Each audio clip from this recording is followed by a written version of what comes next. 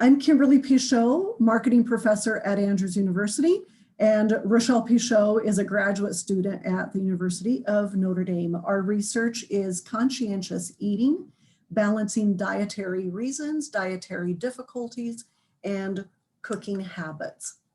The background and rationale is that there has been a large upswing in healthy eating in the vegan and vegetarian communities, and the growth of plant-based food industry has been huge year after year after year.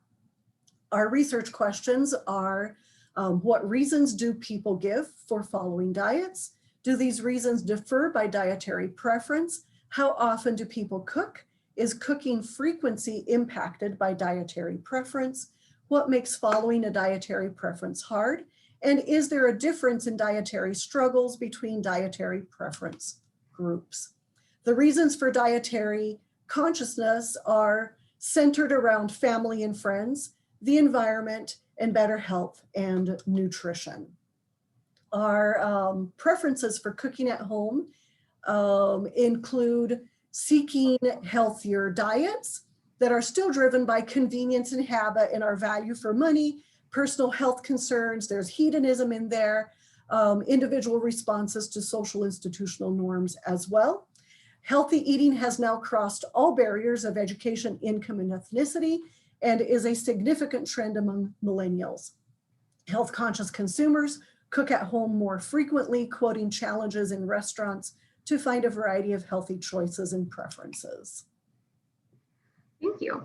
So for our study, we collected data through an online survey, which was distributed through a social media in a marketing class.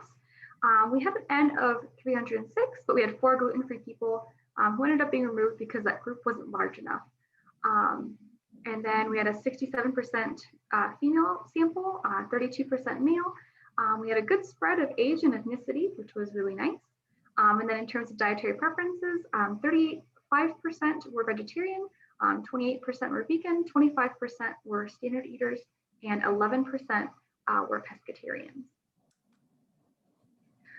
This slide shows dietary preference reasons, which you can see on the left. The numbers next to those are the percentage of people who followed their diets for that reason. And then the asterisks indicate that there are significant group differences among dietary preferences for those dietary reasons. And then how often do people cook and dietary preference? You can see how often people cook on this chart here on the left. And then on the right, it's split up by the different dietary preferences. So how often people cooked based on dietary preference was significant. There were differences that were found between standard eaters and pescatarians and standard eaters and vegetarians. And then what makes your diet hard to follow? Here on the left, we have several different reasons, and the percentage of people who identified with those reasons is shown next to that. And then the asterisks indicate that there were significant group differences among dietary preferences in terms of what makes their diet hard to follow. So in summary, the reasons for following specific diets differ based on dietary preference.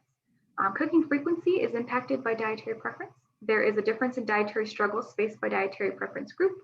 And businesses hoping to sell things like vegan egg substitutes, for example, can market their products to appeal to the reason someone follows the diet, people who cook at home, or the struggles people have with their diet.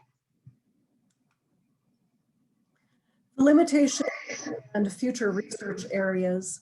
The current study is cross-sectional. It would be interesting to have more information about advertising to people who have just turned vegetarian or vegan. It would also be interesting to see how perceptions shift over time.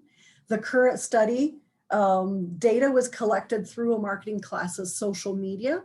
And so there may be some limitations there in the type of people who responded to our research.